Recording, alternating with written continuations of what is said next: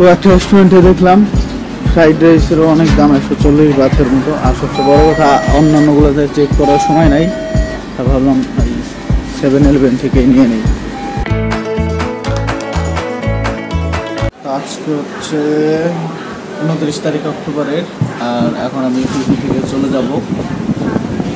হোটেলে check out করি নাই, হোটেল থেকে রুম থেকে নিয়ে আসছে। এখন এই রেস্টুরেন্ট ওদেরই এখন চেক আউট করবো। ব্রেকফাস্ট অর্ডার করলাম, ব্রেকফাস্ট করে একেবারে ঠিক টাইম 9:43 বাজে, আর 17 মিনিট আছে 10টা বাজার। এরপর শিপে গিয়ে চেক ইন করবো, এরপর ক্রাবি মানে অনাং বিচে চলে যাবো। ভালোই লাগছে ফিফি আইল্যান্ডে। ছোটো দ্বীপ তো আমাদের সেন্ট মার্টিনে গেলে যেমন সবার ভালো লাগে, এখন থাইল্যান্ডের মধ্যে ফিফি আইল্যান্ড আসলে সবার ভালো লাগে।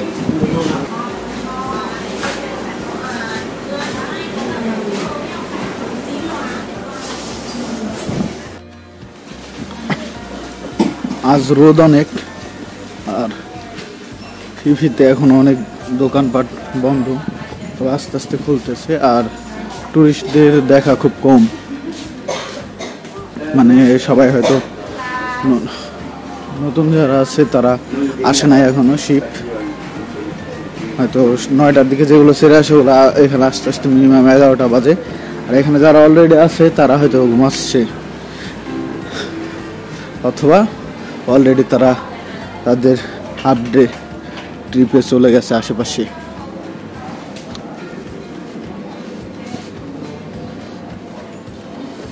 আর ফিফিতে চলাচল করা খুবই সোজা। গুগল ম্যাপ থাকা ভালো, আর গুগল ম্যাপ না থাকলেও সমস্যা নাই, জাস্ট আইডিয়া থাকতে হবে যে এক পাশ থেকে আর এক পাশে আইল্যান্ড লম্বা পথ, আর আড়াআড়ি দুই পাশে বিচ। এখানে শুধুমাত্র হাঁটবেন, আর যখন আইডিয়া মতো বামে অথবা ডানে গেলে আপনি যা খুঁজবেন তাই।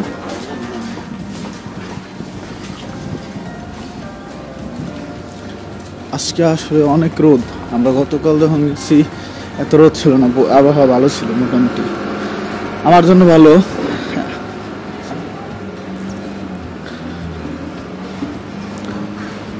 আজকে তো শিপেই বসে থাকবো দুপুর 1টা পর্যন্ত, সুতরাং আমার কোনো প্ল্যানও নাই, রোদের সমস্যা নাই।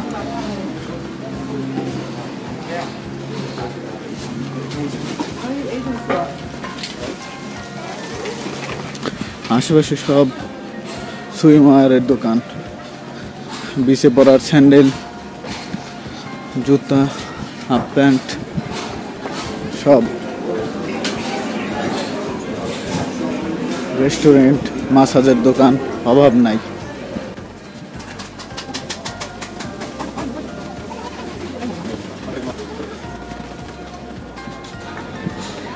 থাইল্যান্ড আসার অনেকে হয়তো অনেক জায়গায় টিপস দেয়, যখন থাইল্যান্ড আসবেন তখন অবশ্যই অনেক রোদ, ফুল হাতা জামা বা গেঞ্জি নিয়ে আসবেন। আমি বলবো ভুলেও এই কাজ করবেন না। যেখানে যা চলে সেগুলো করতে হয়। এইখানে মানুষ চেষ্টা করে পারলে কিছুই পরে না, আর সেখানে আমরা যদি ফুল হাতা শার্ট জামা পরে কেমন লাগে। যেখানে যা চলে, এখানে আপনার রোদ থেকে এতই যদি ভয় লাগে তাহলে সানস্ক্রিন লাগাবেন, তাই তো হয়। এখানে প্রায় সব জায়গায় সানস্ক্রিন পাওয়া যায়, দেশ থেকে কিনে আনার দরকার নেই, কারণ সানস্ক্রিনগুলো মনে হয় বেশিরভাগ থাইল্যান্ড থেকেই নেয়। তাই এখানে আসলে আপনি সব জায়গায় পাবেন। যে কোনো ট্যুর শুরু হওয়ার শুরুতে যেই মিটিং পয়েন্ট থেকে ওইখানে সানস্ক্রিন পাওয়া যায়, আর এমনি দোকানে তো অভাবই নাই। সানস্ক্রিন হলো অন্যতম গুরুত্বপূর্ণ জিনিস, যেটা সবাই সবসময় ইউজ করে। যাক, আমি ফেরি টার্মিনালে চলে আসছি, আমার চেক ইন করে টিকিট নিতে হবে। তো আমি চেক ইন করে নিলাম, টিকিট দিলাম, আর একটা স্টিকার লাগাই দিল। স্টিকারটা হলো এই ফেরিগুলো আগের দিন বলছিলাম অরিজিনালি যেগুলো অনাং যায় এগুলোর দাম বেশি। এগুলো আসলে ক্রাবি যাবে, ক্রাবি থেকে বাস আছে, এই স্টিকার দেখালো ফ্রি বাস। আমার ওই বাসে উঠলেই অনাং নামাই দেবে। আমার তো অত সমস্যা নাই, আমার আজকে কোনো প্ল্যান নাই। আর দেখা হলো ওই জায়গাও ঘোরা হয়ে গেল।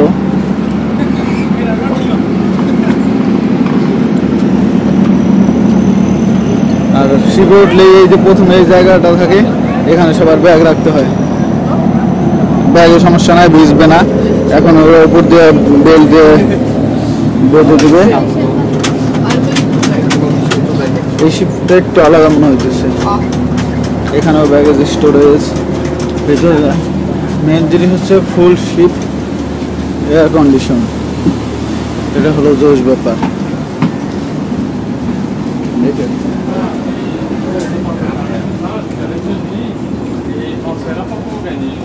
পাশের সিট দেখে বসে যাই না, এমন সিটে বসি যাতে ভেতরে না যাওয়া লাগে। ওকে, এখানে বসা যায়। শিপের নিচতলা একটু যায় দেখি, ইদানিং আসলে ভিড় থাকে না তো, ফুল ফ্রি। নিচতলায় ফ্রি স্ট্যান্ডার্ড কেবিন, কিন্তু নিচে বসবো না, নিচে বসলে আসলে সমুদ্র বেশি দেখা যায় না, তাই আবার উপরে ফেরত যাই।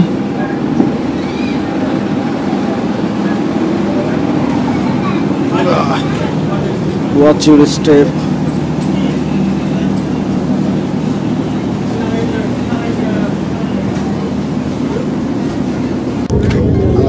ছেড়ে দিল 10:35 বাজে। কতক্ষণ লাগবে? 2 ঘন্টা লাগার কথা, 10:30 টু 12:30। দেখি কেমন লাগবে। ঘুম পাইতেছে খুব, আজকে একটু ঘুমাই নেই।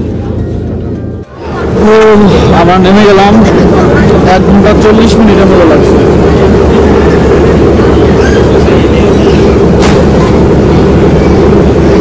এখন যারা অনাং যাবে, মানে ট্রান্সফার সাথে আছে, তাদের এই এক পাশে দাঁড়ালাম আমরা। এবং এখান থেকে মনে হয় আমাদের আলাদা করে পিছিয়ে নিয়ে যাবে। তাদের ওই শরীরে স্টিকার লাগানো আছে, তাদেরকে আলাদা করলো, তাদের ট্রান্সফার দিল। এখন ফেরি থেকে সবার নামা শেষ। যারা এখানে নামবে ট্রান্সফার নেই, তারা আগে চলে গেল। এখন বাকি যারা যাদের ট্রান্সফার করবে তাদের সাথে একসাথে আমরা হাঁটছি।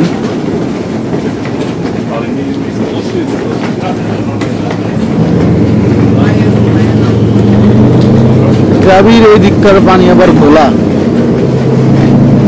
অনেকটা নদীর পানি। আর ওই পাশে মানে নদীও, আমার কথা ঠিকই আছে। ওইদিকে যে সুন্দরবনের মতো ম্যানগ্রোভ বন দেখা যায়, এই কারণে পানিগুলো নদীর পানির মতো সবুজ কালার, গোলা গোলা পানি।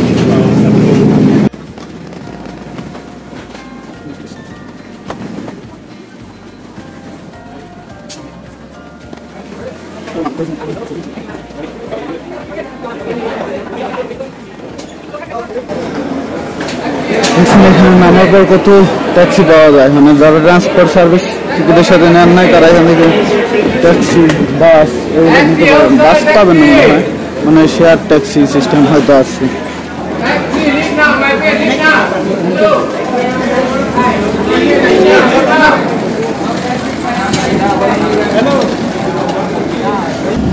আমাদের গাড়ি ছেড়ে দিছে,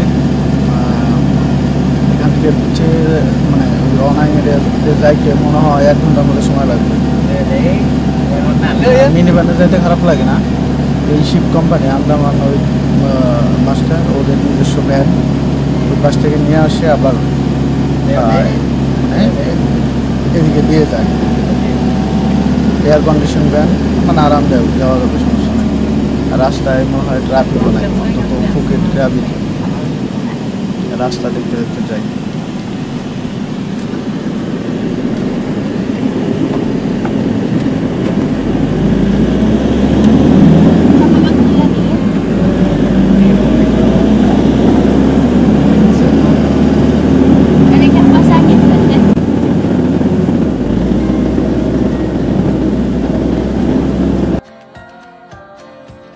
তো এইমাত্র হোটেলে চেক ইন করলাম। হোটেলটা ভালো, হোটেলের লবিটাও অনেক সুন্দর, মানে লবি বলতে নিচের যে ফ্রি স্পেস আছে ওইটা। এটাতে এক রুমে 1, 2, 3, 4 আমার 8টা বেড আছে। অন্যান্য জায়গায় 2 তলা বেড থাকে, এখানে আবার 2 তলা করে নাই, 8টা বেড। অন্যান্য জায়গার মতো হইলে হয়তো ওরা 3 পাশে 3, 3, 6, 6 দিয়ে 12টা বেড দিতে পারতো, 8টা দিছে। আবার এখানে ব্যালকনি আছে, ওয়াইফাই তো সব জায়গায় আছে। এই হোস্টেলটাও ভালো, পরিষ্কার পরিচ্ছন্ন। আর এয়ার কন্ডিশন বলে গেল এই যে 2টা এসি, এটা হলো 4টার সময় চালু করবে। সবারই মোটামুটি 12টা থেকে 4টা পর্যন্ত এরকম একটা সব হোস্টেলের ব্রেক থাকে। আর বেডগুলা সব জায়গায় ভালো, এই বেডটা একটু মনে হয় শক্ত, তারপরেও ভালো, হোস্টেলে থেকে আসলে এনজয় করতেছি ব্যাপারটা। এখন তাহলে ফ্রেশ হবো, ফ্রেশ হয়ে লাঞ্চ করবো, তারপরে দেখবো যে বা কী করা যায়। আর এয়ারপোর্ট থেকে বেশি সময় লাগে না, মাত্র 18 কিলোমিটার ছিল তো আধা ঘন্টায় চলে আসছে। আমি ভাবছি তো 1 ঘন্টা লাগবে। বৃষ্টি হইতেছে প্রচুর এখন আবার একটু ঘুরে আছে, জাস্ট থামলো, অনেক বৃষ্টি হয়েছে। আর আমি আগামীকাল সকালের জন্য এয়ারপোর্ট পিক আপ টিকিট কিনে নিলাম।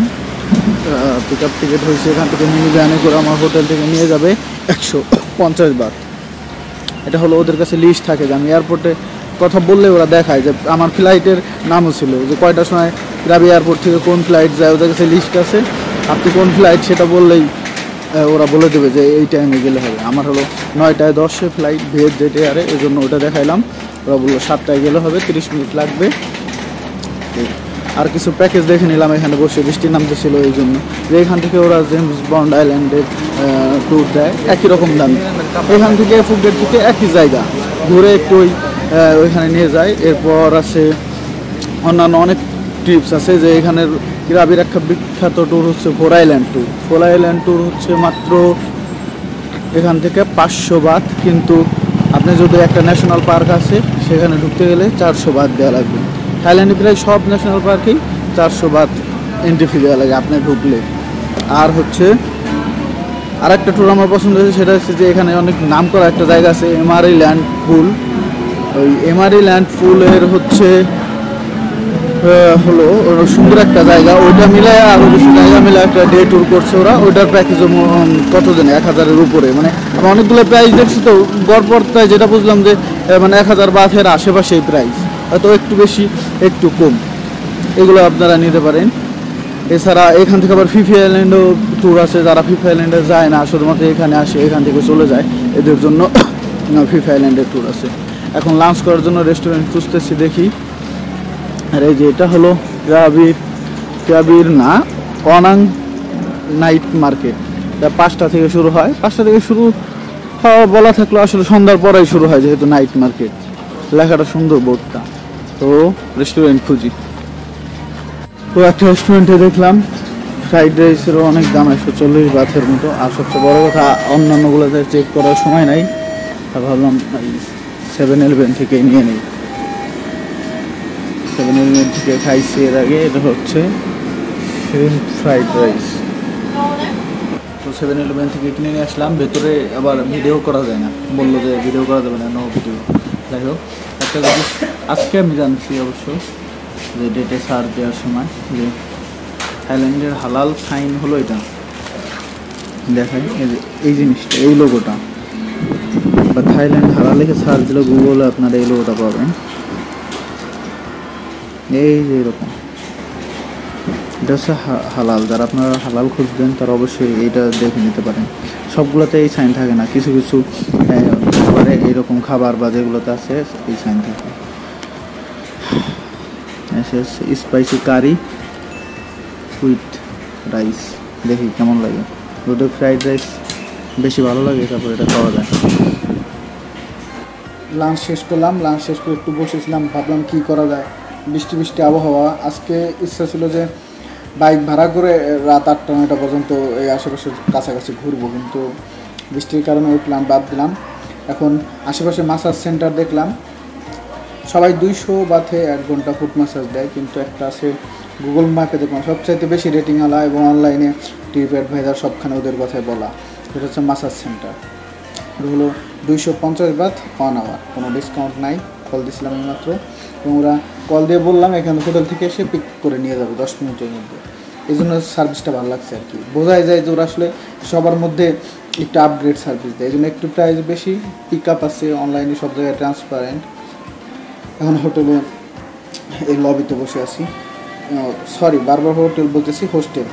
হোস্টেলের সুবিধাটা অন্যরকম, হোস্টেল জিনিসগুলো ভালো লাগছে, আমি অবাক হয়ে যাই। আমার প্রথম তো বিদেশ ভ্রমণ, ভারত ভুটান বাদ দিলে সেই হিসেবে সুযোগ সুবিধা, এখানে সোফা আসে বসার, তারপরে যেখানে শুয়ে আছি আমি সেটা আছে হলো যে এখানে শুয়েও রিল্যাক্স করা যাবে, যেখানে এখানে বই টই আছে। আবার বাইরে যেখানে আপনি এমনি বসতে পারেন, ওইখানে একজন বসে আছে। আমি যেখানে ডিনার করলাম, হোস্টেলে একটা জিনিস কি, রুমে খাবার নেওয়া যায় না, বাইরে থেকে খাইতে হয়। পরিষ্কার পরিচ্ছন্ন। আর একটা জিনিস সবচেয়ে ভালো জিনিস যে স্যান্ডেল বাইরে, এই জিনিসটা ভালো লাগছে যে স্যান্ডেল ভিতরে নিয়ে আসলে বারবার ময়লা হবে, আবার পরিষ্কার করা কষ্ট। এর চাইতে সবাই বাইরে থাকলো পরিবেশ ভালো। কয়েক হোস্টেলে দেখছি আমি এই সিস্টেম।